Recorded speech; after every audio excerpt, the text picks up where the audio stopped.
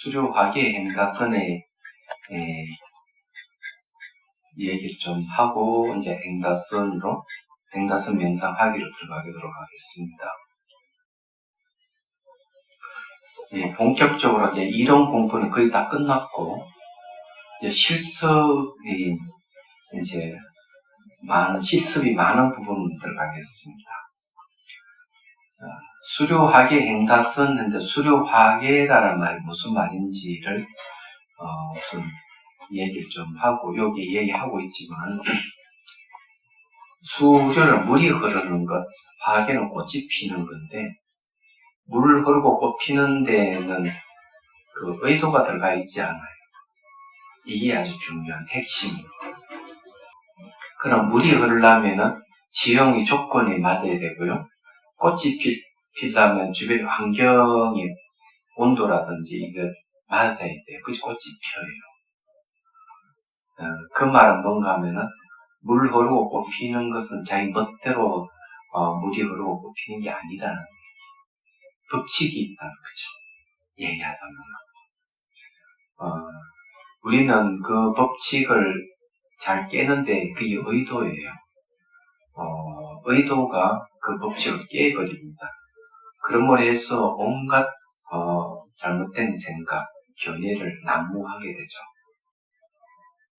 이게 이제 문제가 됩니다. 대개 이제 그 행다를 하는 것을 무대에 올려서 행다하는 걸 보거든요. 저는 사람을 잘 안 보고 손을 많이 봐요. 그러면 왜냐하면 무대에 올려서 이 행다하는 이 손을 보면은 손끝이 이렇게 떨리는 경우가 많아요. 얘가 얼굴 표정은 아주 그냥 편안하고 아무지도 않는 것 같은데 손은 그렇지 않다는 진실을 얘기해 주는 거거든요. 그러니까 그 행다할 때 물 흐르듯 꽃 피듯 이렇게 하지 않는다는 얘기하자면 그리고 의도가 들어가면 이제 어떤 일이 벌어지는가 하면은 의도를 이제 형성작용이라 불러요. 형성작용이라고 하는 것은 새로운 사실을 만들어내는 능력을 갖고 있는 게 형성작용입니다. 다른 말로 하면 까르마업이라고도 얘기합니다. 그래서 이게 이제 서로 이제 대화를 할 때 상대가 A를 얘기하면 듣는 쪽에는 B라든지 C로 해석을 하는 경우가 많아요. 그게 일반적이에요. 왜 그러냐면은 그냥 듣지 않고 거기에다가 자기 감정과 생각을 더 붙여가지고 새롭게 재구성해서 이해를 한다는 것이죠. 좋게 이야기하면은 그것이 아주 총명하고 좋지만 나쁘게 이야기하면 완전 왜곡이고 착각을 일으키게 하는 것일 수도 있어요. 그게. 그래서 이제 진실을 알라 그러면은 이 상카라를 멈추거나 해체가 시켰을 때 나타나는 모습이 진짜예요. 그러니까 인위적인 것이 최대한 배제가 돼야 된다는 거죠. 얘기하자면. 그게 이제 중요해요. 그래서 수료하게 행다선이라는 것은 완벽하게 자기 의도하는 바를 완전히 배제하고 하는 것이지만 그렇게 하기는 어렵다고 저는 봅니다. 최소화시켜야 됩니다. 얘기하자면. 그러니까 착각과 왜곡이 일어나지 않도록 하는 게 상당히 중요한 거죠. 그래서 이 수료하게 행다선을 하게 되면은 사물을 있는 그대로 보는 능력이 생기는 거예요. 왜곡이나 착각에서 많이 벗어날 수가 있는 거죠.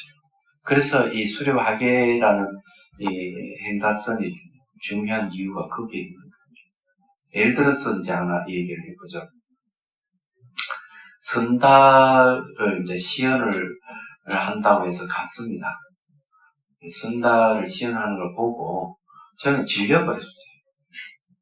숨이 꽉 막히는 거죠. 왜냐하면은 사간생도들이 하는 그 절도가 있는 행동보다 더 절도 있게 행다를 한다는 거죠. 얘기하자면. 그래서 가는 거, 직각을 끊는 거, 이렇게 올리는 거 하나가, 너무, 뭐랄까, 기계적이지만은, 한편으로는 너무 절도가 너무 있어서 숨이 막힐 지경이었습니다. 그런데 이거는 이 행달을 이런 식으로 하면, 이건 사람에게 피로감을 주는 것이지, 힐링을 주지 못한다는 생각을 했어요. 그래서 수료화계라는 말을 그때 떠올리게 됐습니다. 그런 일이 한번 있고부터 얘기가 들어. 그래서 이제 이 수료화계 행다선이라는 말은 그런 뜻이 들어있어요. 자, 여기서는 이제 총 4단계의 그 깨달아가는 과정에 대한 설명이 들어가 있습니다. 자, 의식이 각성하여 진리를 깨쳐가는 과정. 행다선 할 때 마음이 거울이 되려면 수료화계의 모습대로 하면 됩니다. 거울이란 말을 왜 썼냐? 마음이 거울이 되려면. 자, 이것도 왜 거울을 얘기하느냐 하면은, 거울은 분별이 없어요. 특징이. 그래서 비추긴 비추는데, 있는 그대로 비춘다. 비춰지는 산물이, 왜곡되지 않는다는 거지. 그래, 수료화계와 거울이 서로가 딱 서로 맞아들어갑니다.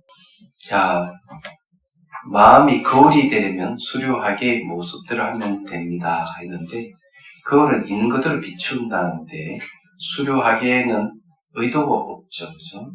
의도가 있으면 있는 그대로 비추는 게 아니기 때문에 그래요. 그래서 여기 같이.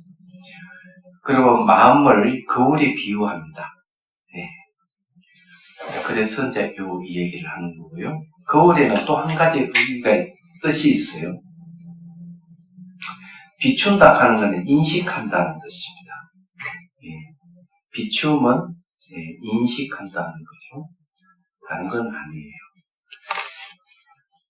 자, 수료하기는 물 흐르고 꽃핀다는 뜻으로 인위적인 것이 배제되어 자연스럽다는 것입니다. 물의 자연스러움은 땅의 조건에 의해 결정됩니다. 꽃이 피려면 흙물, 온도 등의 환경이 필요합니다. 직접 원인과 간접 원인에 의해 물 흐르고 꽃 피듯 행다순도 이와 같이 하면 말과 생각을 예인 선의 경지에 이릅니다. 말과 생각을 예인다 이러니까 상당히 어렵게 들리죠.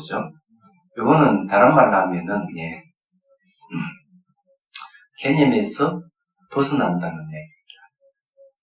우리가 개념 속에 있을 때는 진실을 몰라요. 그래 개념을 해체시켜야 돼요. 다른 말로 하면 언어 해체죠. 그죠? 이 말과 생각을 예인다 하는 거는 이제 언어를 해체시킨다. 이제 이런 뜻이 이제 이 안에 있는 겁니다. 그게 이제 실제 체험의 경지에 들어가는 것은 선의 경지에 들어간다. 자, 이게 이제 어떤 의미가 있는지를 이제 말씀드리면, 백정이 소를 잡는 것과 똑같은 거예요. 백정이 이게 대염천경이 나오는 이야기인데, 백정이 소를 잡을 때는 소라카는 개념을 갖고 있어요. 얘가. 그래서 소를 이제 뼈나 뼈들은 살은 살들을 가져온 가족들을 이렇게 해체시켜서 백정이 판매하는 거는 뭘 판매하겠어요? 고기를 판매하죠. 소를 판매 안 해요. 그러면은 소락하는 개념이 벌써 해체되고 없어버린 거예요. 그래서 수행자를 백정에 비유하고 소는 몸에 비유하고 칼이라 하는 것은 바로 수행 수단인 지혜를 얘기하는 거예요. 그래서 이제 얘기를 하자면은 개념을 해체시키는 것 같은 소락하는 개념을 해체시켜버리고 고기 덩어리라는 진실을 드러내는 걸 얘기합니다. 이 모든 수행은 모든 명상은 여기서 벗어나는 게 아무것도 없는 거예요. 그래서 여기에서도 이제 그 얘기를 하는 겁니다. 자, 그러면 이 선의 경지에 이르는데 4단계가 있다, 이게요. 첫째, 알아차림만 있을 때까지. 이게 참 출발이에요. 첫째, 알아차림하기 전에 먼저 수료하기를 생각합니다. 미리 느끼려고 하거나 생각으로 미리 조작하려고 하는 것을 방지하는 효과가 있습니다. 이게 이제 알아차림이라는 것은 뭘 얘기하는가 하면, 미리 이야기를 하면 알아차림이 그게 있어요. 판단이 들어갑니다. 알아차림은. 이게 이제 알아차림이니까는 인식인데, 알아차리면 인식 속에는 판단이 들어가요. 그리고 이제 비판 기능도 있어요. 판단 기능이 있고 비판 기능이 있다는 걸 여러분 이해를 하셔야 돼요. 알아차립니다. 그래서 느끼려고 하거나 생각을 미리 조작하는 걸 방지한다 하는 게 아주 중요한 겁니다. 느끼려고 하는 의도죠. 미리 조작하는 건 진실이 아니죠. 그런데 이 알아차림은 직관입니다. 인식은 인식인 직관이에요. 직관은 직관적 이 판단이 들어가고 직관적인 비판 기능이 있어요. 자, 둘째, 다음 행가의 모든 움직임, 모양, 빛깔, 향기, 맛보는 등 동작을 알아차림합니다. 그래야 감정과 잡생각이 끼어들지 않는 상태의 알아차림만 있을 때까지 노력합니다. 이게 중요한 거예요. 그 찻잔을 들고 놓고 마시고 하는 모든 동작이 알아차림만 있는 상태까지 가는 거예요. 이게 굉장히 중요한 거예요. 그 다음에 이제 어떤 일이 벌어지냐. 셋째, 알아차림만 있을 때 찰나산매가 일어납니다. 그 다음은 행다는 모습이 물 흐르듯 꽃피듯 자연스러워질 때까지 알아차림합니다. 자연스러워질 때까지 알아차림하게 되면 수려하게 행다가 저절로 나옵니다. 그 수행은 명상이라고 하는 거는 반복 훈련이에요. 익숙해질 때까지 해야 돼요. 익숙해질 때까지. 그래서 이게 익숙할 때까지 관습의 효과라는 말을 쓰기도 하고 숙달의 힘이라고도 얘기를 하는데 그때까지 계속 반복 훈련을 해야 돼요. 얘기하잖아. 그게 명상이에요. 그런데 이게 어디까지 그러면 이 익숙해지면은 어떨 때 이것이 가장 유용 가치를 나타내느냐 하는 게 있어요. 달라이라마 죽음을 얘기하다 해서 얘기하는 건 뭐냐면은 사람이 호흡이 끊어지고 죽고 난 뒤에도 일상생활에서 내가 수행을 익숙하게 했다면은 도움을 받을 수가 있대. 중음도 그러니까 이 세계도 아니고 저 세계도 아닌 중간 세계에 있을 때 내가 죽고 난 뒤에 태어나기 전 단계, 죽고 태어나기 전 단계 그 중간의 세계에서도 이 명상 익숙하게 익힌 것이 도움이 된다는 거예요. 얘기하자면. 그럼 오늘 처음 알았어요. 그 책을 보다 보니까. 왜 익숙해야 되는가. 근데 대성기심원에서는 이 익숙하게 될 때는 평정이 오고 선정을 얻는다 이렇게 돼 있어요. 얘기하죠. 첫 번째 익숙한 게 이제 사티파타나라고 하는데 알아차림이 확립이에요. 알아차림이 확립이 되면 비로소 이제 마음이 까랑까랑 뜨는 것이 평정 상태에 오고 그 다음에 이제 선정을 얻을 수 있게 돼요. 자, 그렇게 이야기하기 때문에 굉장히 중요한 것이죠. 이게 익숙하게 될 때까지 하는 겁니다. 말하자면 찰나산매라고 하는 건 순간순간 고요함이 오는 거죠. A를 보든 B를 보든 C를 보든 내 감정과 생각에 개입이 없이 알아차림만 있는 상태입니다. 제 경험을 얘기를 하면 제가 미얀마에서 수행할 때는 어느 날 어느 순간 감정이나 생각이 올라오지 않는다 하는 사실을 알게 됐어요. 의식이 깨있는 상태만 지속되는 거예요. 나도 신기하다고 생각했어요. 그래서 일부러 내가 생각을 하면 이렇게 볼라 해도 안 일어났어, 그때. 그러니까 그게 아주 중요했습니다. 그러면 그게 왜 중요하냐 이러면은 지금 상태를 돌아보면은 그때 상태가 매우 중요했던 건 증명이 가능해요. 지금은 눈을 떠나 감거나 보는 마음이 안 바뀌는 거죠. 마음이 안 바뀌면 의식이 깨 있다는 거죠. 그때 깨 있는 것이 지금도 지속이 되는데, 단순하게 깨 있는 게 아니라 의식이 바뀌지 않을 정도의 깨 있음으로 왔다. 이런 게. 그래서 여기 이제, 알아차림이 확립이 될 때까지 하고, 확립이 된다는 건 알아차린 게 선천적으로 마치 가져온 것 같이 그렇게 되는 거죠. 그럴 때까지 이걸 해야 돼요.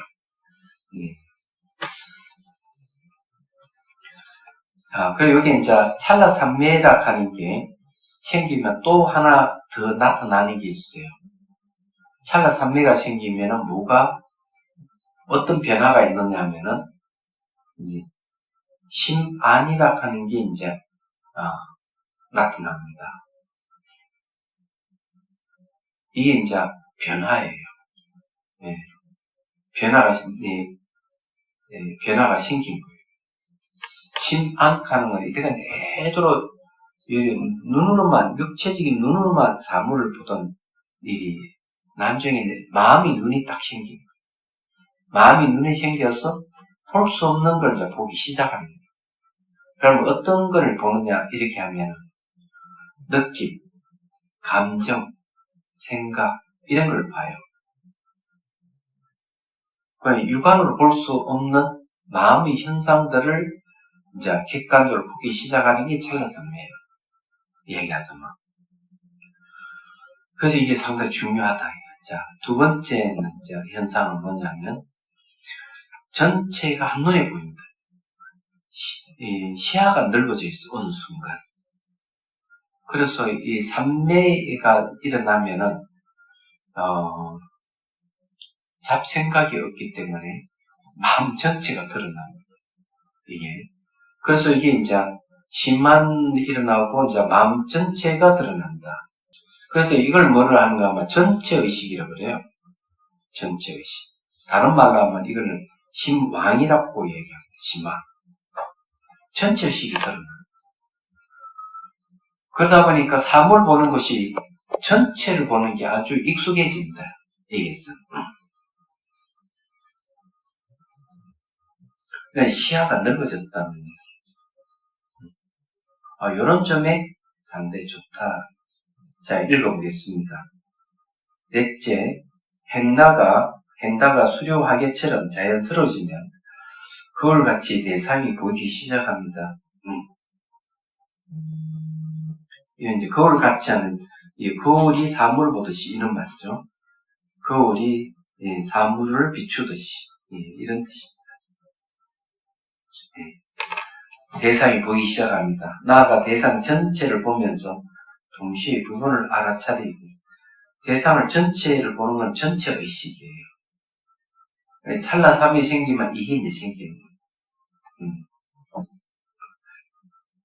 또한 본다는 것은 마음에 눈이 생겼다는 뜻이며 눈으로 볼 수 없는 느낌, 생각, 감정 등 마음의 현상을 관찰할 수 있다는 것입니다. 이때 비로소 대상의 변화로 인하여 현상이 무너지고 사라지는 것에 대한 불만족의 현상에 대해 또 뜻대로 바꿀 수 없어서 주제하는 자아 없음을 관찰할 수 있습니다. 자, 이 뜻대로 바꿀 수 없다 하는 것은 뭔가 하면, 일어나는 현상을, 사라지게 하는 거예요.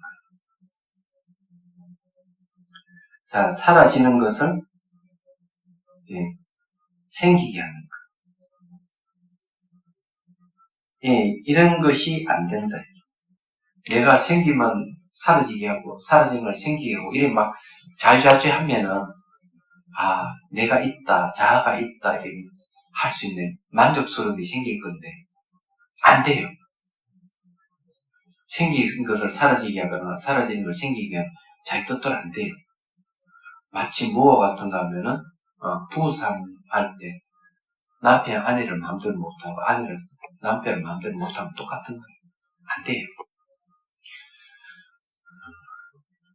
지금 예를 들어서 얘기하면은, 지금 이제 우리나라 대선 주자가 2명이 서로 이제 각축을 벌이는데, 윤석열하고 이재명, 이러면, 이 두 사람이 각축을 벌이는데, 이 사람들, 우리 자기 대통령 되고 싶다 해가지고 대통령이 안 돼요. 그럼 국민이 뽑아줘야 돼요. 그럼 국민을 뽑기 전에 그 과정이, 이 검증하는 과정 굉장히 많이 거치는 거죠. 그런데 이런 게 왜 있느냐 하면은 자기 뜻대로 안 된다는 걸 의미하면 그걸 무화라고 합니다. 그게 무화예요. 자기 뜻대로 안 되는 게. 근데 사람들은 이런 것을 명명백백한데도 불구하고 자아가 있다고 주장하는 사람이 꽤 많아요. 자아가 있다면 자기 뜻대로 할 수 있어야 되는데 또 불구하고. 그래서 자아는 존재 안 한다는 거예요. 그럼 존재하는 건 뭔데? 마음이 아니에요.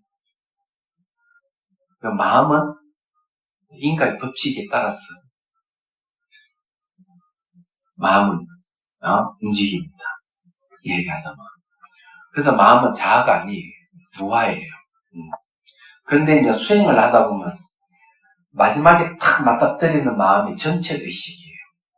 전체 의식을 맞닥뜨리면서 이 전체 의식을 이게 내다 이렇게 합니다. 그 심왕을 내다. 전체의 심왕이라고 그러고 부분을 보는 거는 부분 의식이 하는 거거든요. 그건 심소라고 얘기해요.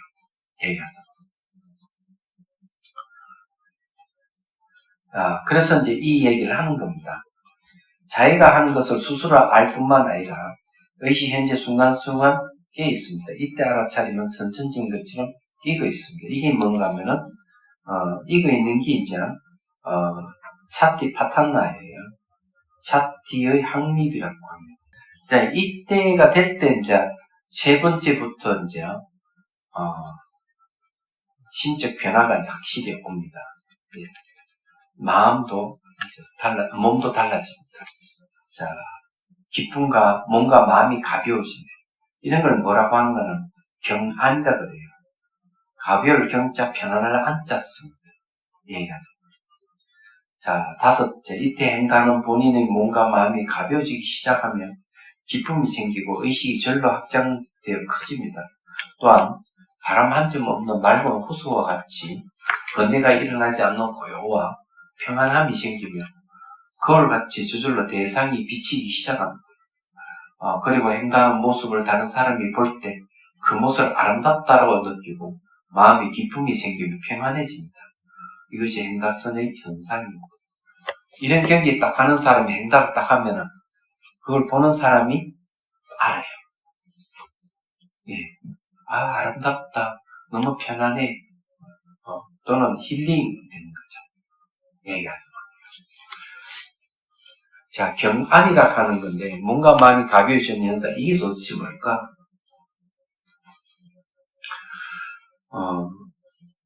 궁금하시죠? 저는 종종 대중들과 같이 차를 마십니다. 월요일 되면 스님들하고 차담 시간을 갖죠. 초기불교 대학원이 있어가지고, 스님들 온갖 또 차를 좋아하니까. 그 중에서는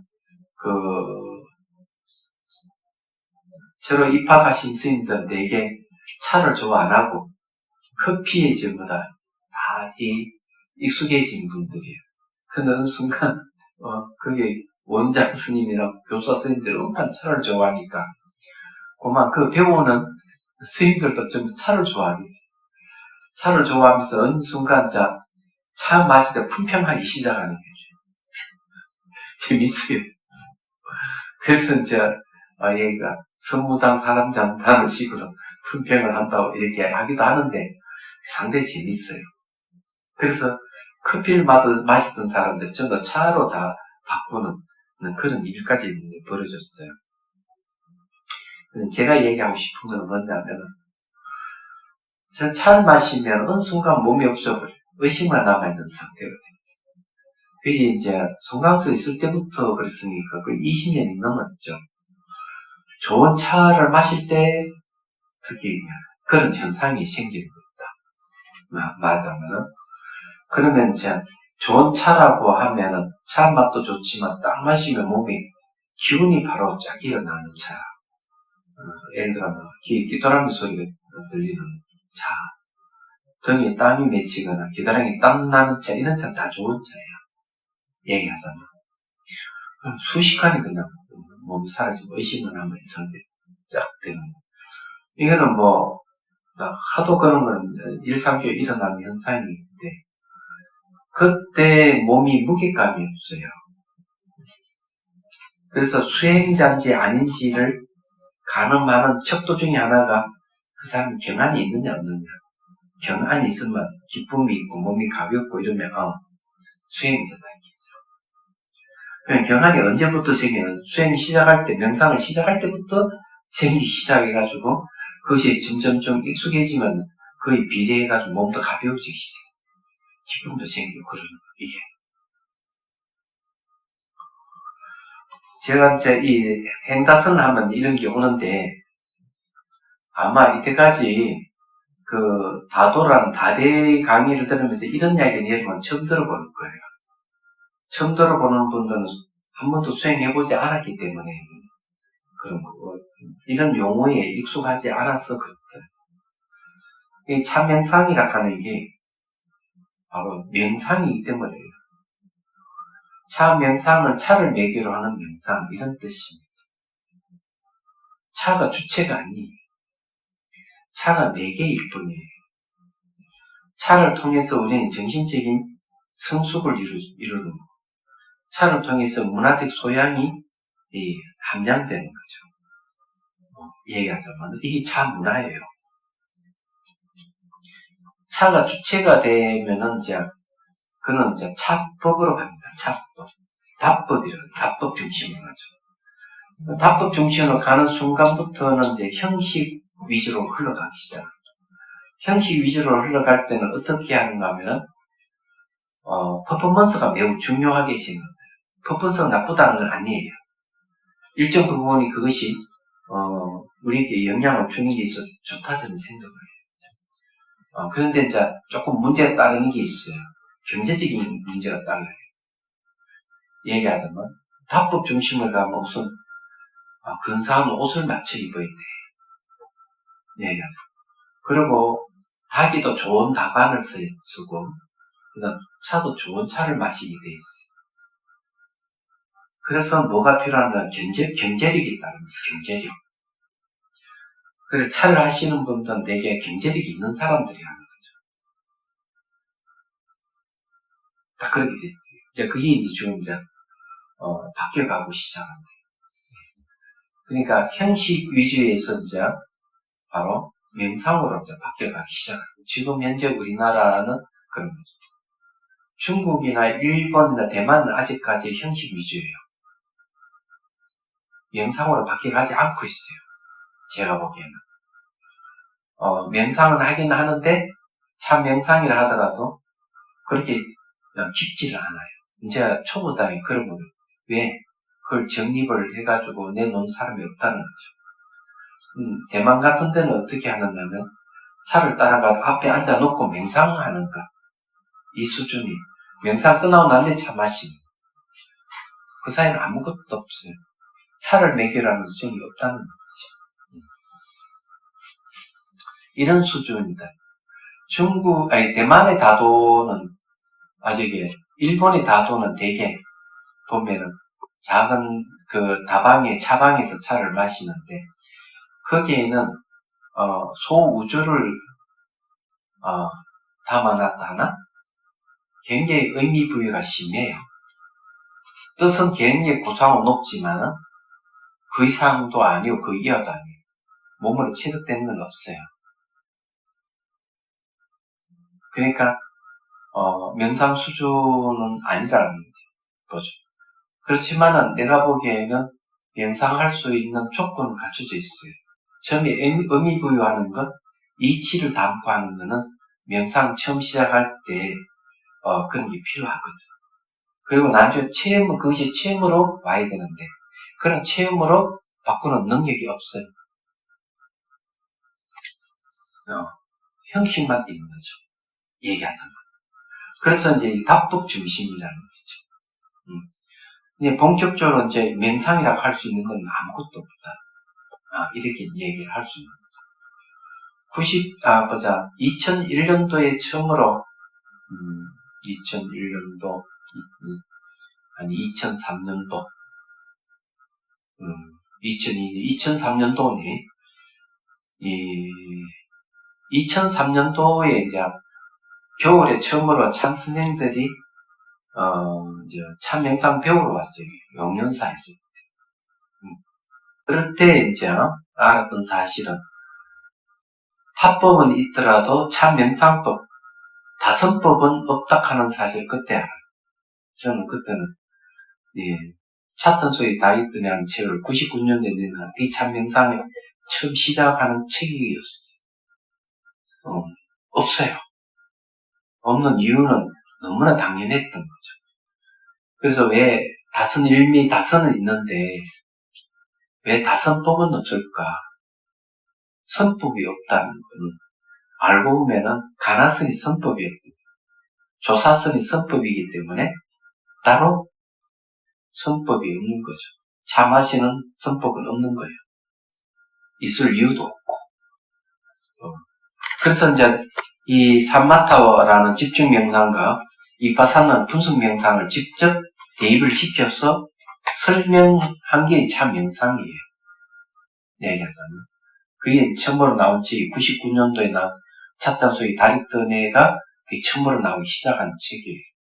그 책 가지고 있는 사람은 드물 건데 지금 이제 절판돼서 없으니까. 자, 어쨌든요. 자, 네 번째 넘어갑니다. 행다의 결과는 텅 빈 마음과 현재 순간 늘 깨있는 지혜. 그죠? 예. 자, 여섯째 비춰진 대상, 이 여섯째라 하는 게 들어갔는데, 앞에 다섯째가 있군요. 여섯째 비춰진 대상은 거울 속의 영상과 같다. 실체가 없은 공이며 자아 없는 무화로서 환영이 지나지 않음을 알게 됩니다. 이 비춰진 대상은 내 마음이 비춰진 보이고 들리는 모든 것들이 이 무화와 환영이다. 이죠. 마음이 본래 텅 빔을 알아차린 지혜와 현재 순간 늘 깨있게 되는 지혜가 나타납니다. 마음은 텅 비어 있는데 지혜는 텅 빈 게 아니죠. 매우 이거는 추상적으로 들릴 수가 있는데 말과 생각을 떠나서 체험의 세계에서는 추상적인 게 아닙니다. 그건 사실이에요. 수행자의 특징이 어떤가 하면은 사물을 보면은 시선이 그 사물에 딱딱 접촉이 된다는 거예요. 접촉. 그래서 그게 진짜 이제 체험의 세계예요. 머릿속에서 계속 간접적으로 흐르던 게 아니라는 거예요. 이 알아차림이 이제 제대로 훈련이 되면은 내가 사물을 볼 때 시선이 딱딱 접촉되는, 소리가 귀에 딱딱 접촉되는 것. 이게 이제 드러납니다. 이제 그럴 때 이제 실제 체험에서 나타나는 게 이제 그 지혜가 생깁니다. 마음이 비어 있으면서도 넓게 있는 상태라는 얘기 말씀드릴게요. 자, 이런 네 단계가 거쳐지는데 최소한 네 단계 중에 두 번째 단계까지만 와도 저는 성공이다 이렇게 얘기할 수 있어요. 자, 행다성 명상하기로 들어가겠습니다. 아직까지 우리가 이론 공부를 더 해야 되는 거. 그래도 오늘 실습을 한 가지 끝날 때쯤 되면 돼서 한 가지 하고 끝내도록 하겠습니다. 행다선 참명상은 세상을 분별하여 왜곡과 착각을 일으키는 마음을 없앱니다. 행다선 참명상의 목적은 근력망이 되어 번뇌 마음상을 걷어내고 세상의 진실을 바라보게 하는 것입니다. 행다선 참명상의 근력망은 직관의 알아차림만 있는 것이 아닙니다. 눈으로 볼 수 없고 손으로 만질 수 없는 궁극적인 것을 알 수 있는 방법으로서 추리의 사이 통찰이 있습니다. 직관과 추리의 근력망을 통해 시간적으로 모든 걸 변한다는 무사, 공간적으로 모든 걸 상호 의존한다는 연기, 시간적으로 변하고 공간적으로 상호 의존하는 것은 내재한 실체가 없다는 공을 체득합니다. 체득된 무상 연기공은 다시 인생과 세계를 바르게 보게 하는 진정한 지혜의 근력망이 됩니다. 실제 이제 행다선의 내용을 설명하는 부분이에요. 자, 여기에 이제 행다선에 대해서, 행다선 체계가 어떻게 이루어졌는가에 대해서 얘기를 하겠습니다. 그게 구자가 아니라 귀자 아닌가 생각했지. 그렇지. 들으는 자가 돼야 돼. 자, 여기 이제 들음이죠. 이거는 이제, 사유에 생각하는 거죠. 이거는 이제, 닦는다는 거는, 몸으로 하는 거죠. 이 세 가지가, 이제, 여기 이제 명상이에요. 명상을 할 때 이 세 가지가 갖춰져 있어야 돼요. 세 가지가 안 갖춰지면은 항상 문제가 생깁니다. 균형이 안 맞았어. 그럼 여기 듣는다고 하는 거는 이제, 요거는 뭐하고 관련되는가 하면은 분별성하고 관련됐습니다. 분별성. 자, 요거는 이제, 의타성하고 관련있고요.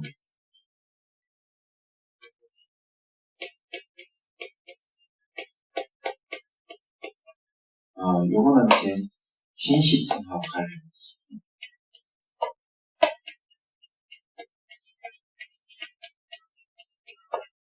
자, 분별을 하면 아시죠? 분별하는 성품 이런 뜻인데, 이 분별은 대개 이 왜곡, 착각, 반영 이런 거. 근데 이제 내가 법을 듣는다, 진실을 듣는다. 진실을 듣게 되면은 요 분별성을 타파할 수 있어요. 요거는 이제 생각인데, 생각은 이제 이 진실을 사유하는 거죠. 진실을 사유를 하는데 나타나는 게 뭐냐면, 모든 존재가 고정되어 있고 분리되어 있고 또 스스로 존재한다. 이런 것은 다 아니다. 아니고 타를 의지해서 이루어진 성품이다. 의타의 성품. 모든 존재는 상호 의존하고 있다. 의타는 상호 의존입니다. 상호 의존하고 있다. 또는 시간적으로 계속 변화하고 있다. 이게 의타의 뜻이에요. 이런 걸 알게 됩니다. 이제 진실.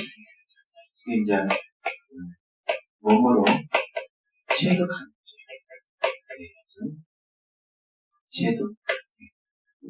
진실성. 그래서 처음에는 분별성에서 들어가서 그 다음 의타성에서 진실성으로 들어갑니다. 여기에 이제 깨달은 거예요. 깨달은. 거의 제가 이제 말씀드리신 부분은 뭐냐면은 행가성은 이 구조를 갖고 있는 거예요. 행가의 구조는 이거와 가지고 있어요. 실제 이제 수행에 이제 하게 되면은 이 들음의 진실을 듣는 들음을 통해 가지고 말과 생각을 끝나면 뭐가 없어요? 분별하는 성품이 확 없어지죠. 분별한다는 말은 뭡니까? 나누고 구별하는 거죠. 이게 이제 없어지죠. 자, 이건 이제 한번 얘기 좀 해보죠. 이건 진짜 저는 할 때마다 이걸 한 얘기를 하는데, 저게 뭔지를 알면은 여러분들이 어렵지 않을 것이다. 자, 찻잔하고 죽비가 있어요. 찻잔, 죽비. 이건 찻잔이고, 이건 죽비. 맞죠, 그죠? 네. 그러면 이 두 가지 공통점이 뭘까요? 공통점이 없죠? 찻잔은 찻잔이고, 죽비는 죽비. 공통점이 없어요. 아무리 봐도. 뭐 때문에 공통점을 찾을 수 없는가 하면은, 찻잔의 말하고 죽비라는 이 말 때문에 이 두 가지를 그러면 제외하고는 이 두 가지 공통점이 뭘까요? 차자 떠나고 주피를 떠나서 이 사물 자체로 보면은 공통점이 있을 거예요. 뭐가 있을까?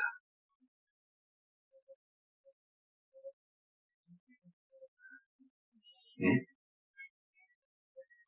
자, 차자는 요거는 깨지는 성질이 있죠. 요거는 또 불이 다 타는 성질이 있죠.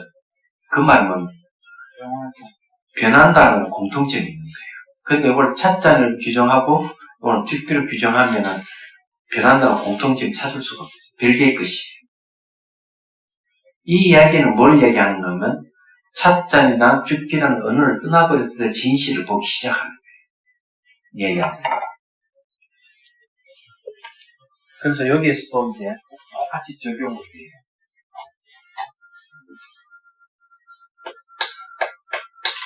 자, 명의, 자선, 차별.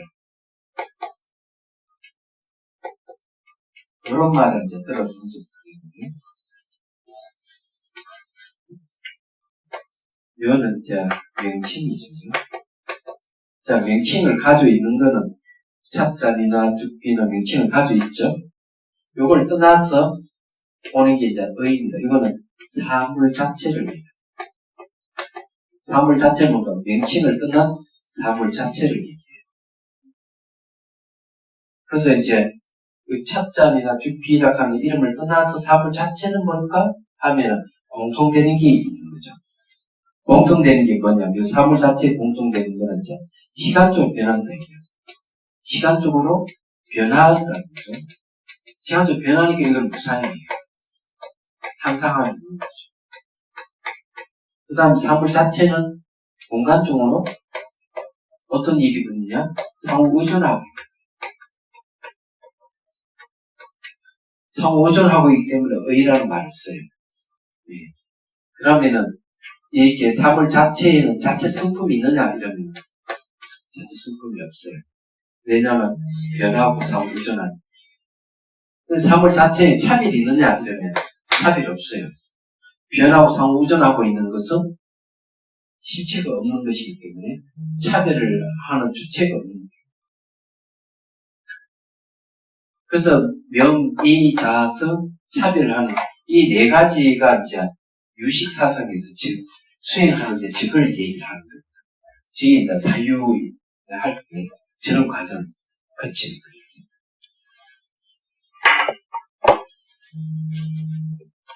상당히 이제 어려운 얘기를 제가 했어요. 그죠? 자, 그러면은 이제, 저것이 어떤 식으로, 적용이 되느냐 하는 게 있거든요. 176페이지로 넘어옵니다. 자, 저거 이제, 요 내용이 좀 다 있는데,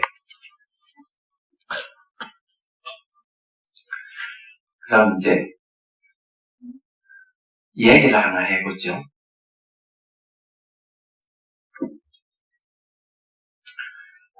분별성을 왜 착각이라든지, 왜곡이라든지 환영으로 볼까 하는 것에 대해서 설명을 해드릴게요.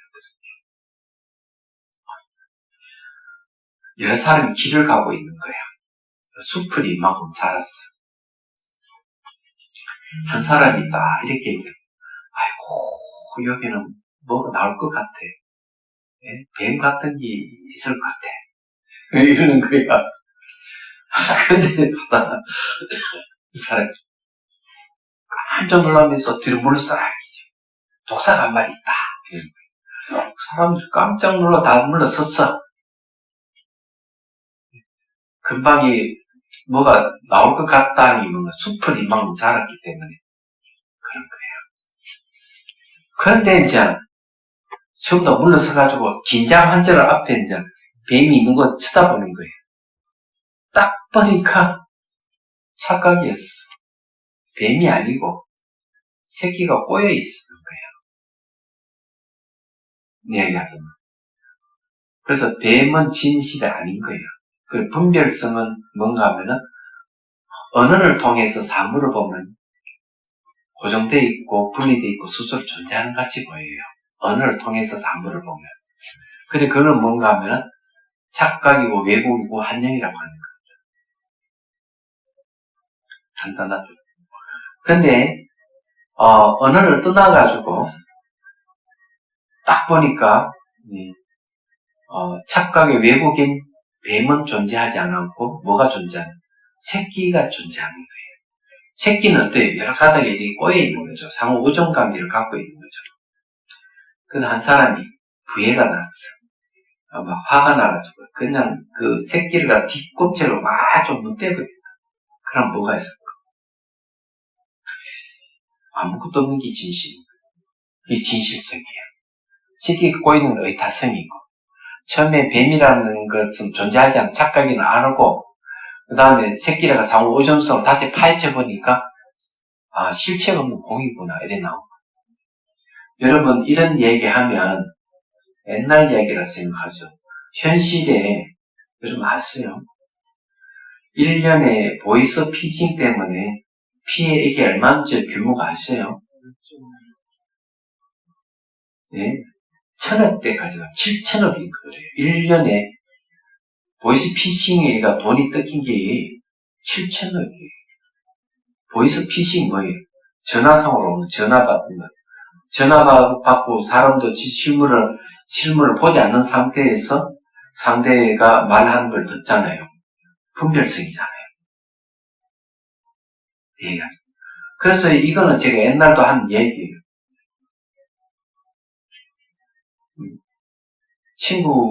그러니까 아들이 친구 2명하고 그날 저녁에 캠핑 가서 준비를 쫙 해가지고 아침에 떠났어. 하루가 지나고 그 다음날 전화가 또 때리네. 아무리 집이 아닙니까? 그렇다고 하니까. 당신 아들을 내 납치해줬어. 돈을 내지 않으면 죽이겠다. 그러고는 한쪽에서 막 두드리 맞는 소리 들리다, 어머니 돈을 붙여주세요. 이러는 거예요. 벌써 이제 이 어머니는 녹음을 했어요. 이 이상한 전화가 왔으니까. 그래가지고 이제 남편도 오고 친구도 오고 탁 털었어. 녹음을 털어보니까 어머니는 자기 아들이라고 주장하지만 남편은 아들이 아니다. 친구도 야, 네 아들 목소리 아니야. 근데 어머니는 자기 아들 목소리라는 거죠.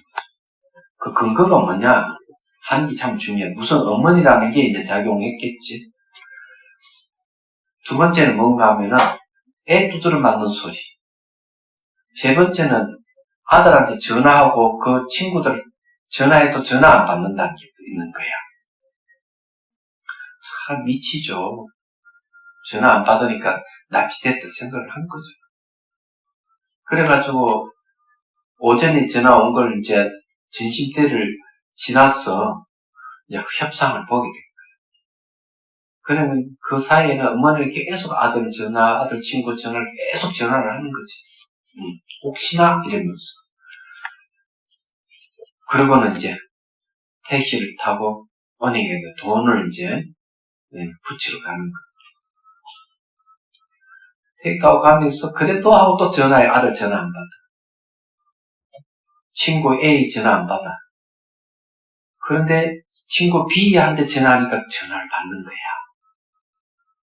급하게 아들 어디 있느냐 이러니까 뭐라고 그럽니까? 어머니 옆에 자고 있어요. 납치된 게 아니잖아요.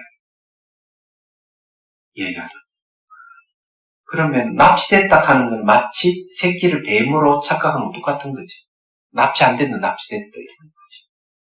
그게 왜 그러냐? 두드리 맞는 것, 아들 내 집 이름을 아는 것, 그 아이들이 전화 안 받는 것, 이런 것 제 애가 납치됐다고 착각을 한 거죠. 진실을 알아보니 어때요? 이런 여러 가지 조건에 의해서 마치 납치된 것 같이 착각을 일으키고 여러 가지 조건이면 타를 의지해서 일어나는 거죠. 상호 의존이죠. 얘기하자고. 그 다음에 이제 진실을 아니까 사건이 종료가 됐잖아요. 실체가 없잖아요. 상호 오전 관계를 갖고 있지만 이 사건에는 실체가 없는 거죠. 진실성이에요. 그래서 저 세 가지가 우리 현실에서 그대로 적용이 되는 거예요. 저걸 유식삼성이라고 그래요. 유명한 유식삼성. 분별성, 의타성, 진실성. 원래는 변계소입성, 의타기성, 원성실성인데 그걸 저렇게 딱 석자로 줄인 것은 원효스님께서 분별성 석자잖아요. 의타성 석자잖아요. 진실성 석자잖아요. 딱 저렇게. 그래서 이 행다성 구조는 저렇게 됐다. 문사수로 돼 있어요. 처음에는 이제 이 분별성을 떠나는 것. 그래서 의타성을 드러내는 것. 그 다음에 의타성이 드러나면 이제 진실성을 들어가는 것. 이런 구조로 돼 있다는 걸 이제 말씀드리는 거예요. 자, 그 다음에 이제 177페이지로 들어갑니다. 그거 이제 한번 두 번째 줄부터 읽어볼게요. 이 문해라가 문사수를 3해라고 해요. 예, 들으면서 이루어지는 지혜, 사회에서 이루어지는 지혜, 닦으면서 이루어지는 지혜를 또 얘기하는데, 자, 들음으로써 얻는 지혜, 문해는 이치를 돕고 얻는 지혜의 문해와 일치합니다. 모든 것은 상호 오존한다는 진실을 아는 문해가 착각과 왜곡을 일으키는 분별한 모양을 버리게 합니다. 더 나아가 무상과 무와 공성의 지혜를 경험하는 경단계에 이릅니다. 네, 객관적으로 알게 하는, 그죠? 이 경이라고 하는 건 비유라고 하는 것, 이런 거 아셔야 돼요. 그 다음에 사유를 통한 통찰 명상은 사유하여 얻는 지혜로서 참명상하는 방법입니다. 참맛을 사유 분석하여 일체 모든 것의 공통되는 현상인 시험주를 면하는 무상과 불만족스러운 것과 불만족을 뜻대로 할 수 없는 무아와 함께 공간적으로 상호 오존하는 부분과 전체가 평등한 이것이 자체의 차별을 일으키고 고의 실체가 없어 무자성이며 자체 성품이 없는 공이며 공의 상호 오존이며 상호 오존은 오직 마음의 현상임을 알고 사유 분석하려 할 수 없는 데 이르르고 멈추고 마음의 공함에 머물러 마음 공 하나와 공이라는 마신 일미를 알게 합니다. 일미라는 진실함이 들어갑니다. 이것이 한 단계 행다성입니다. 이제 그 다음에 이제 체험을 통한 통찰 명상은 이제 이치를 돕고 사유 얻는 지혜에 의하여 몸과 입과 마음의 행위를 알아차림하는 참명상이 수혜입니다. 문사수 중에 수혜에 들어가는 거죠. 수혜의 길입니다. 행다성을 실천한 상호 오존과 고유한 자체 성품이 없는 공성을 보게 함으로써 일미를 체득합니다. 한맛이라는 진실한 모습을 드러내요. 일미요 공이며 공의 뜻이 곧 깨달음의 뜻임을 몸으로 체득하는 수혜로서 공단계 행다성입니다. 이와 같이 행다성은 문사수와 분별상, 의타성, 지시상과 경황고인 체계를 갖추고 있습니다.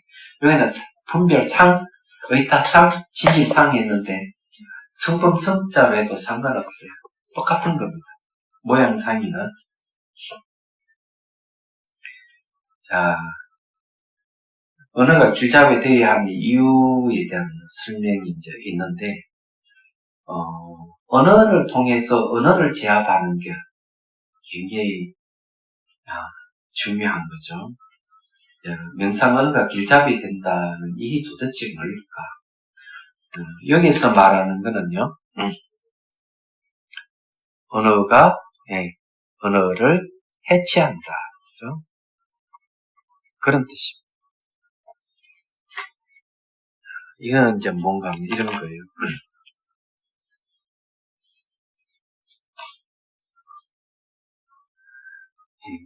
예를 들어서 이제 누가 부철학하는 데 굉장히 경도된 사람이 있어. 부철학하는 데 경도돼가지고 찾아온 거예요. 큰 스님을 찾아와가지고 단독 직입직으로 막 질문을 던집니다. 질문 내용이 이런 거예요. 무엇이 부처입니까? 하고 물었어. 자, 이거는 무엇이 부처냐, 부처락하는 언어죠. 개념이잖아요. 부처락하는 개념을 들으니 뭐가 부처냐 이래 버립니까?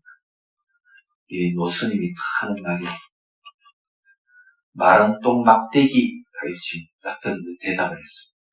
마른 똥 막대기 간식을이라는 말이죠. 마른 똥 막대기. 이게 무슨 뜻인지 아세요? 뭐가 부처냐니까 마른 똥 막대기라고 그래요. 뭔 뜻인지 알아요, 진선생님? 제 생각에는 부처라는 그 말에 있는 것이 아니다. 아, 있는 게 아니다. 아이, 그건 아무도 뭐하는 못하는 사람들이. 자, 그러면 제가 얘기해볼까요? 마른 똥 막대기는 설무가 있어요, 없어요? 없죠. 똥 묻은 마른 막대기니까 더럽죠. 그러면 뭐가 부처입니까? 이러니까 더러운 똥 묻은 막대기 이런 말 아니야. 그죠? 이건 어떤 뜻을 갖고 있어요? 부처락하는 거, 똥 묻은 마른 막대기라 하는 말은 그 사람이 갖고 있는 부처락하는 상을 여지없이 부숴주는 역할을 합니다. 그래서 언어가 언어를 해체시키는 거죠. 언어가 언어를 해체시키는 게 이제 바로 선문답이에요. 이야기하자면. 이 중요한 거. 그래서 이 서장에도 나온 부처라는 말에 경도된 사람, 부처는 이런 거야. 부처는 대단하고 이런 생각을 갖다가 그런 경도된 사람이 똥 묻은 마른 막대기를 그러면 실망을 얼마나 하겠어요. 실망하라는 거죠. 그 상 버리라는, 부처의 상을 버리게 하는 거죠. 그래서 이제 금강경에도 딱 이렇게 야기색견화 이염승구와 불능견에 야기색견화 이염승구와 신행사도 불능견에 만약에 현상으로 나를 찾거나 음성으로 나를 찾는 자가 있다면 삿된 길을 가는 자에게 열애를 보지 못하리라. 부처를 공부한다.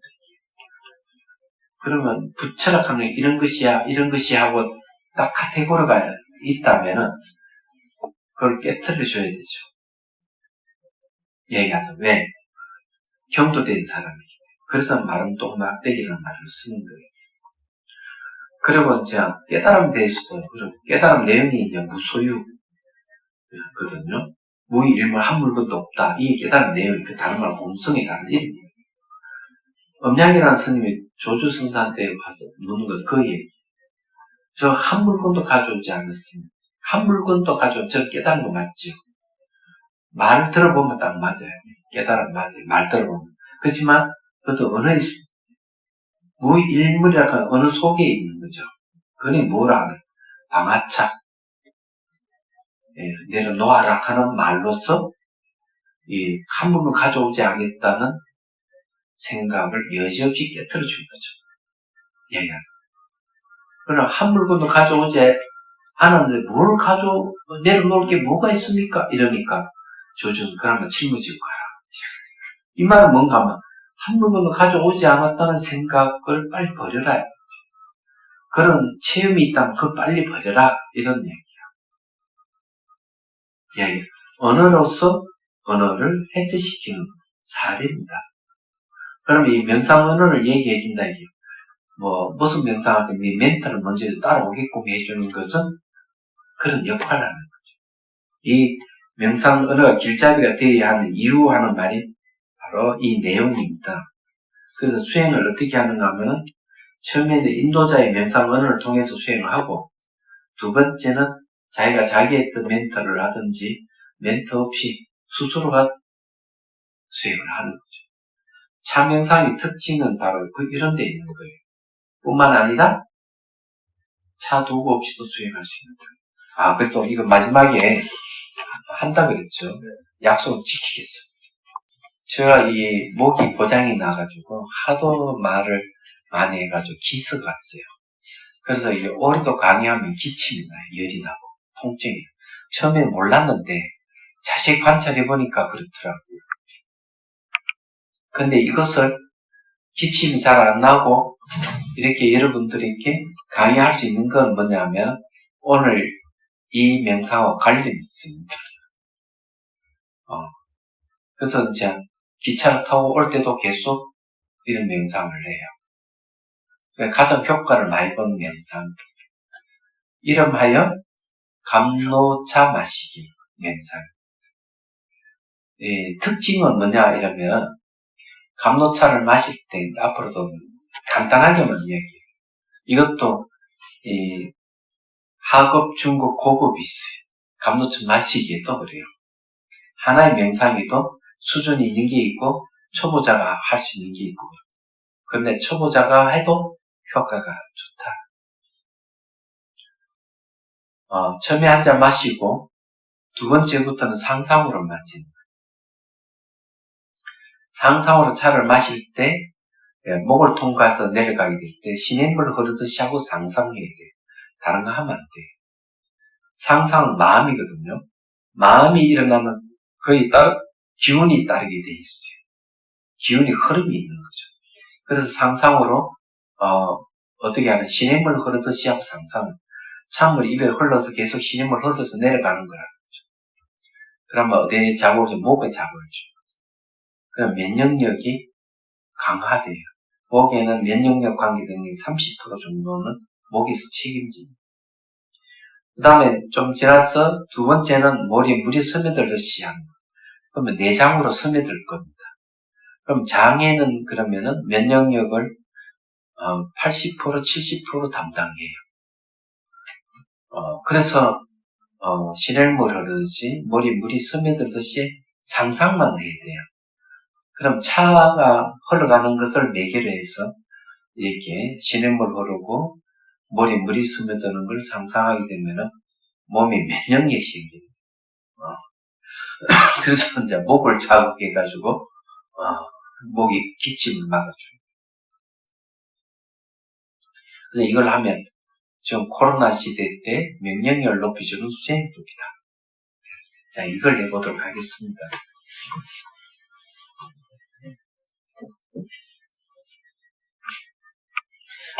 시간은 많이 하지 않고 한 3분만 하겠습니다. 전체 한 5분 정도 될 거예요.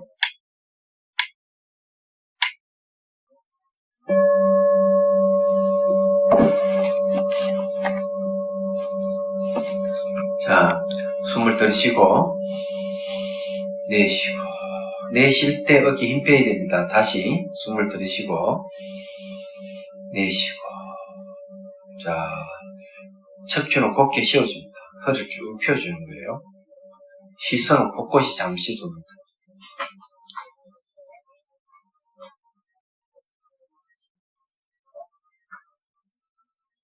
자, 눈앞에 찻잔을 보십시오. 찻잔을 보고 찻잔을 잡습니다. 잡고 자, 그리고 여러분들은 종이컵이요. 그리고 빛깔을 보고 향기를 맡고 차를 음미합니다.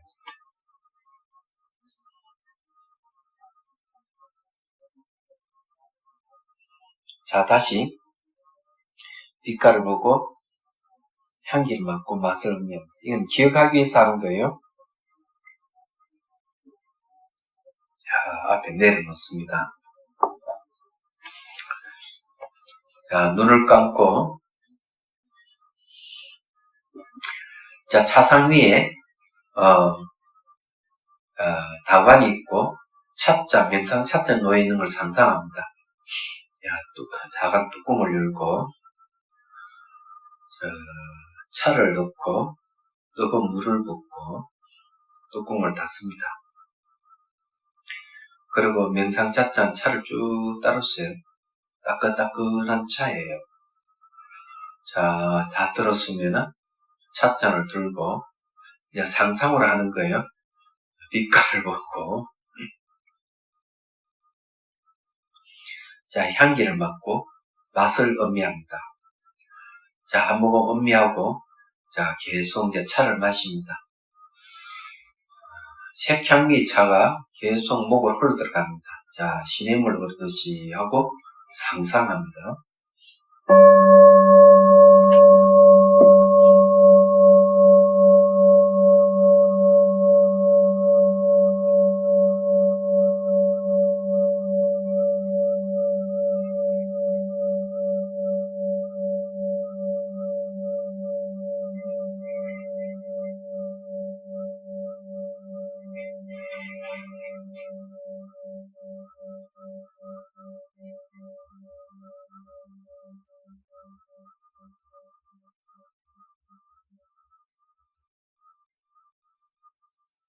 자, 계속 마십니다. 상상으로. 자, 머리에 물이 스며들듯이 하고 이제 상상합니다.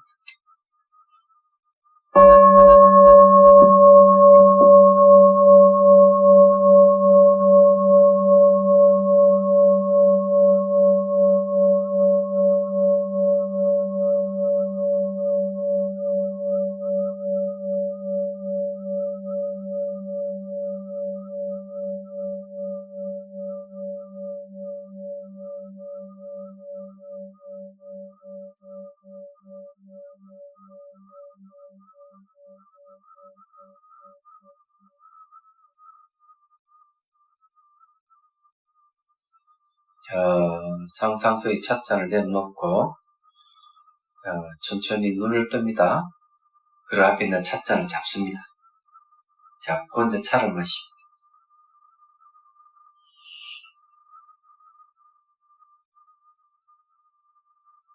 자, 내려놓고 찬물이 계속 몸으로 흡수되는 걸 지켜보십시오.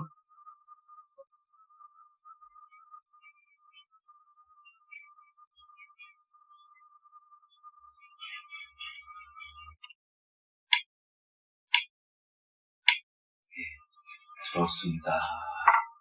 여기 이제 감노차 마시기인데, 이게 이제 상상으로만 해도 돼요. 찻잔 전혀 없이. 날마다 하면, 하루에 처음에는 1분, 3분 하다가 최장 10분까지, 해야 돼요. 그리고 이제 10분씩 여러 차례 하면 효과가 훨씬 좋습니다. 그리고, 20분까지 느림도 좋고요. 이게 이제 얼만큼 효과가 있는가, 이렇게 하면, 2019년도에 말라솔로에 갔을 때, 5,100m에 넘어야 돼요. 그 고지를. 그래서 총 7살인 애가 3명이 목에 벌써, 목이 잠기고 통증이 오고 삼키지를 잘 못하는. 그래서 방법을 알려 준 게 바로 감노차 마시기. 스틱을 짚고, 새벽 3시 출발해가지고, 첫 번째 이제 해가 뜰 때쯤 해가지고, 찻집에 이제 도착해 차를 한잔 하고 또 이제 가. 그리고 이제, 그 정상을 넘어갈 때쯤 해서 목소리가 다 트이기 시작하죠. 통증 다 사라져요. 정상적인 목소리. 그래서 이것은 스틱을 쥐고 걸어가면서 계속 차를 마시는 거죠. 이렇게 구용하면서도 가능한 거예요, 이게. 근데 이런 효과가 있다. 목이 아프고, 목소리가 안 나올 정도면 면역력이 떨어졌다는 얘기예요. 근데 그렇게 위기를 모면한 적이 있습니다. 그 중에서는 한 사람은 설사를 만나가지고, 그 전날부터 설사해가지고, 새벽까지 설사하고, 빈속에 아무것도 먹지 않는 채로 넘어갔어요. 아무 이상이, 지치지도 않고, 명상의 효과죠. 이해가 되시죠? 그래서 이걸 권장하는 거고, 제가 이렇게 목이 할 때 늘 이렇게 상상으로 이렇게 하면서 내 목을 달래고 치유했던 효과가 있는 거예요. 지금 열심히 막 약을 먹고 있지만은, 약 먹는 것도 중요하지만 언제까지 기다려요? 수술을 할 수 있다는 게 중요하다. 자, 오늘 요거까지 하겠습니다. 하고, 혹시 질문 있으면 하십시오. 네. 수행 단계에서는 하신 게 경한 중한동파라는 게 있는데 개념 친분이 굉장히 어려워서 75페이지부터 95페이지까지를 읽고 연습하고 또 본문 유튜브 보고 이거를 8번 정도를 쭉 반복을 하니까 3월 21일 날 설법하신 내용 중에 삶의 거울에 속태 정보 인식을 비추면 발휘시키고 삶의 거울에 다른 말을 비추면 영혼 경지가 된다 라고 설법하신 내용이 있습니다.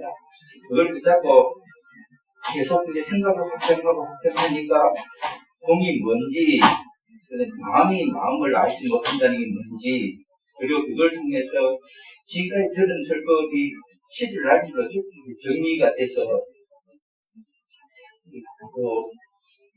정리가 됐는데 여전히 남은 의심은 수행 관련된 두 가지입니다. 수행 관련된 두 가지 의심이 남아있는데 네. 첫 번째는 공의 관점에서 자비심을 내야 된다라는 건 이해하겠으나 그거를 가지고 중생을 구제해야 된다라는 거는 너무 비약된 논리가 아닌가. 어떤 단계에 있어? 공이라는 거를 이해를 했는데 네. 공이라는 건 좋다. 공 관점에서 봤을 때 고통을 느끼고 있는 중생에 대해서 자비심을 느끼게 되는 건 맞는데 그거를 가지고 중생을 구제해야 된다라는 것까지 생각을 확정하기에는 좀 비약이 아닌가라는 게 첫 번째 있습니다. 그럼요. 비약이라고 하는 것은 없어요. 왜냐하면 그 체험을 안 하셨거든요. 공 단계는 뭔가 하면 수분각의 경지거든요. 그럼 그 앞에 상사각이 이제 초지 경지단 말이에요. 견도단 말이에요. 견도 다음에 이제 수도로 들어가거든요.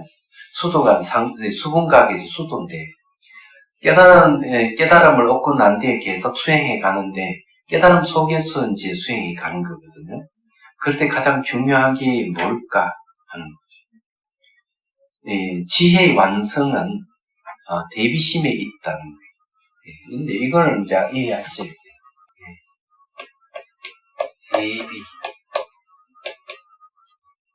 다음에 반야바라밀. 다음에 자, 반야바라밀을 불모라 그래요. 불모. 부처의 어머니. 반야가 완성되면 부처가 되니까. 그러면 대비는 뭐냐 이러니까 반야모라 그래요. 반야모. 대비는 반야의 어머니. 얘기하잖아. 이 대비심이 뭔가 막 반야바라밀, 반야를 완성시켜주는 거예요. 그래야 이제 부처를 이룰 수가 있어요. 그래서 하나 더 의심이 남아있는 게 실제 알아차림이라는 게 수행에서 굉장히 중요한 부분인데 제가 신도들이 사실 상시로 알아차린다라는 거는 굉장히 어려움이 있는 것 같아요. 그래서 그거를 어떻게 하면 잘 알아차림에 대해서는 이제 여기 우리 앞에서 봐서 공부를 한 것 같은데, 알아차린다는 말은 대상을 인식한다는 말이에요. 인식이라는 뜻이 있어. 얘기하자면. 근데 우리는 사람이든 동물이든 다 인식해 알아차림하고 있어요. 하는데, 고양이가 쥐를 잡을 때도 어떻게 하는가 봐. 딱 낮춰가지고, 고양이, 쥐가 나타날 때까지 기다렸다가 낚아채거든요.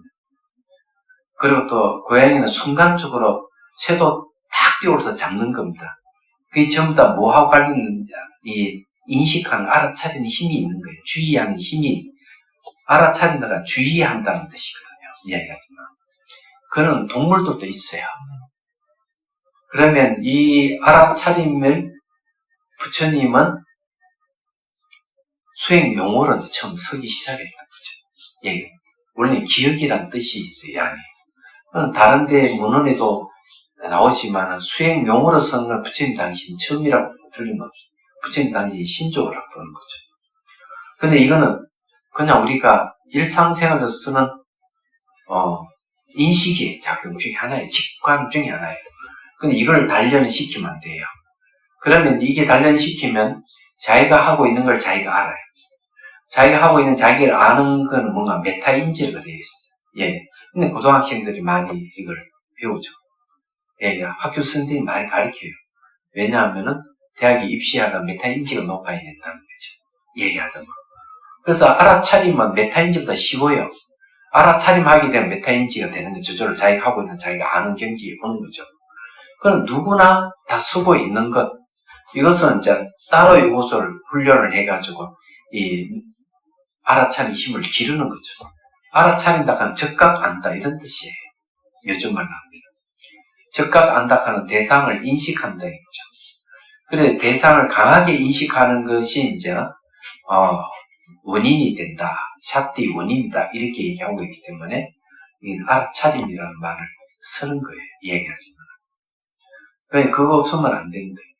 근데 동물들은 없는 게 있어요. 뭐가 없는가? 지혜가 없어요. 예. 샷디 한다가 이 알아차림 지혜를 이끌어낸다. 이래요. 지혜를 이끌어내는데 동물들은 이 샷디 하는 것 있어요. 다 있지만 주의하는 건 있는데 지혜로 이끌어내는 능력이 없는 거죠. 인간은 샷디를 통해 가지고 지혜를 이끌어내는 거죠. 대상을 샷대하면서 무상을 샷대하고 고를 샷대하고 무아를 샷대하게 되면은 지혜가 생기기 때문에 샷디가 지혜를 이끌어낸다. 이렇게 이제 얘기를 하는 겁니다. 됐습니까?